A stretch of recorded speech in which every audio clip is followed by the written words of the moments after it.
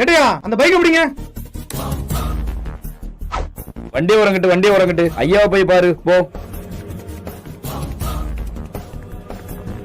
Sir வண்டியில புக்கெல்லாம் கரெக்டா இருக்கு, ஹெல்மெட்டும் போட்டிருக்கேன். அவர் யாரு? அண்ணே. அவருக்கு ஹெல்மெட் அங்க? ஓட்டுறவங்க மட்டும் ஹெல்மெட் போட்டா போதும்ல சார்? விபத்து நடந்து அவருக்கு ஏதாவது ஆச்சுன்னா பரவாயில்லையா? இல்ல சார், எங்க அண்ணன் தான் சார் எனக்கு முக்கியம். இப்ப உங்களுக்கு ஏதாவது ஆனா? இல்ல சார், என் தம்பி ஊர் தான் சார் எனக்கு முக்கியம்.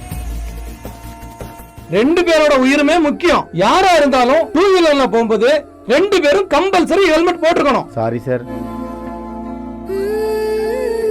புது ஹெல்மெட் வாங்கிட்டு இந்த ஹெல்மெட்டை ஸ்டேஷன்ல கொடுத்துட்டு போயிரு. சரிங்க சார்.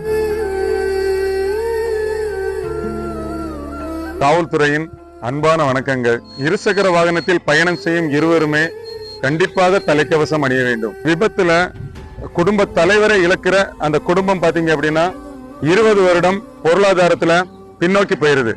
காவல்துறையின் ஒரு அன்பான வேண்டுகோள், உங்களுக்காக வேண்டியும் உங்கள் குடும்பத்திற்காக வேண்டியும் இருசக்கர வாகனத்தில் பயணம் செஞ்சீங்க அப்படின்னா தலைக்கவசம் அணிந்து பயணம் செய்யுங்க. சாலை விதிகளை மதிப்போம். சாலை விபத்துகளால் ஏற்படும் உயிரிழப்புகளை தடுப்போம். நன்றி. விபத்தில்லா குமரியை உருவாக்குவோம். இணைந்திருப்போம் காவல்துறையுடன்.